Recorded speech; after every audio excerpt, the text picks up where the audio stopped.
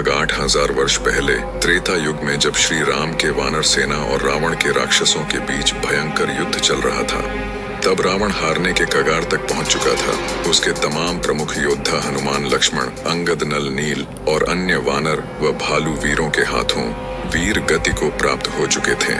तब रावण समझ चुका था कि वानर सेना को हल्के में लेना उसकी सबसे बड़ी भूल थी। फिर तमाम वीर योद्धाओं को खोने के बाद उसने अपने छोटे भाई कुंभकर्ण को याद किया, पर उस समय कुंभकर्ण अपने गहरे निद्रा में डूबा हुआ था, क्योंकि जिस समय वह ब्रह्मा जी की तपस्या कर रहा था, तब तपस्या पूर्ण होने पर वह ब्रह्मा जी से इंद्रासन मांगने की जगह गलती से निंद्रासन मांग बैठा, जिसके बाद ब्रह्मा जी ने उसे खुशी खुशी वर्ष में 6 महीने सोने का वरदान दे दिया।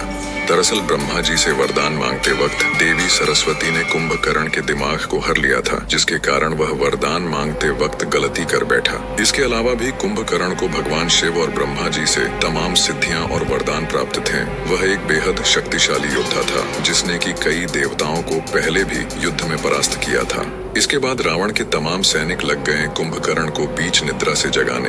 फिर काफी समय बाद जब उसने अपनी निद्रा तोड़ी तो वह काफी क्रोधित हुआ और उसने समय से पहले जगाने का कारण भी पूछा, जिसके बाद रावण सामने आया और कुंभकर्ण को सारी बात बताई। जिसके बाद कुंभकर्ण रावण से काफी रुष्ट हुआ और रावण को खरी खोटी सुना दी।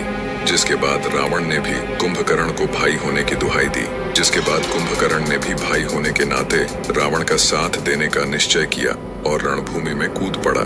फिर इतने बड़े और विशालकाय राक्षस को देख वानरों और भालुओं की सेना में भगदड़ मच गई।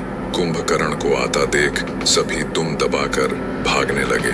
फिर वानर सेनापति अंगद ने वानर और भालू सेना को काफी तंज कसा और उन्हें रणभूमि से पीठ दिखाकर न भागने की सलाह दे दी। जिसके बाद वानर व भालू सेना में काफी उत्साह भर गया और वे कुंभकर्ण के सामने युद्ध के लिए खड़े हो गए।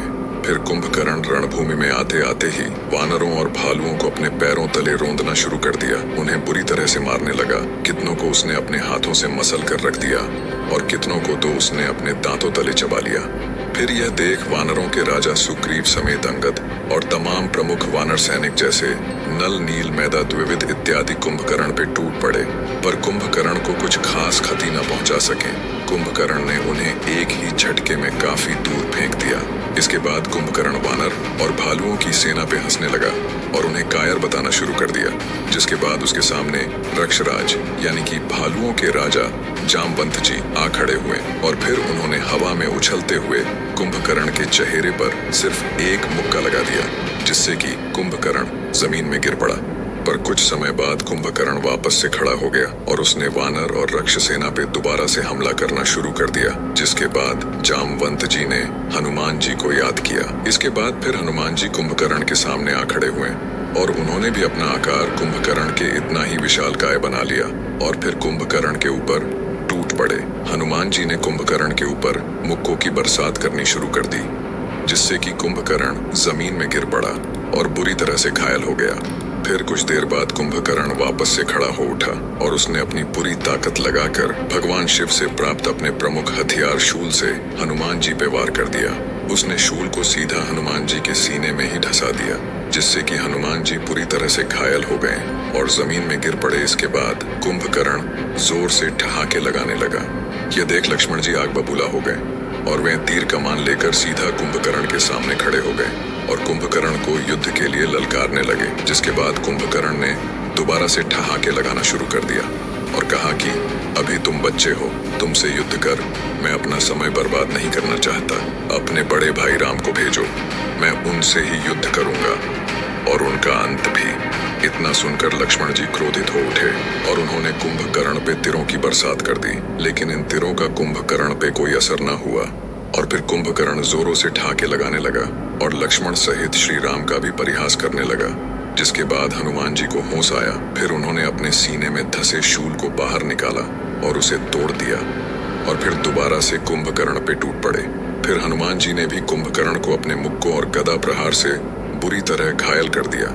जिसके बाद कुंभकर्ण वापस से जमीन में गिर पड़ा, लेकिन कुछ समय बाद वह वापस से खड़ा भी हो उठा। यह देख हनुमान जी फिर से कुंभकर्ण पे आक्रमण करने ही जा रहे थे कि उन्हें श्री राम ने रोक लिया और हनुमान जी को आराम करने की आज्ञा दे दी। दरअसल हनुमान जी या किसी भी बड़े योद्धा के तमाम प्रहारों से कुंभकर्ण सिर्फ मूर्छित ही हो सकता था, लेकिन उसका वध नहीं, क्योंकि दरअसल कुंभकर्ण पिछले जन्म सतयुग काल में हिरण्याक्ष था, जिसका वध श्री विष्णु के तीसरे अवतार वराह अवतार ने किया था। और ठीक इसी प्रकार उसके दूसरे जन्म में भी उसका वध श्री विष्णु अवतार के हाथों ही होना निश्चित था, और यह बात श्री राम भली भांति जानते थे।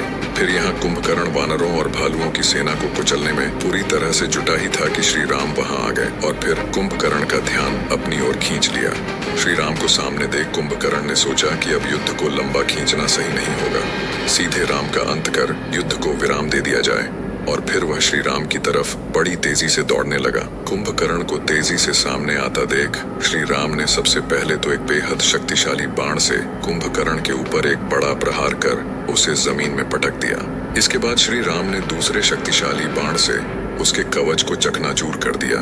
फिर तीसरे बाण से उसके एक भुजा को उसके शरीर से उखाड़ फेंका, जिसके बाद श्री राम ने अपने दो शक्तिशाली बाणों को एक साथ चलाकर कुंभकर्ण के दोनों पैरों को ही उखाड़ फेंका।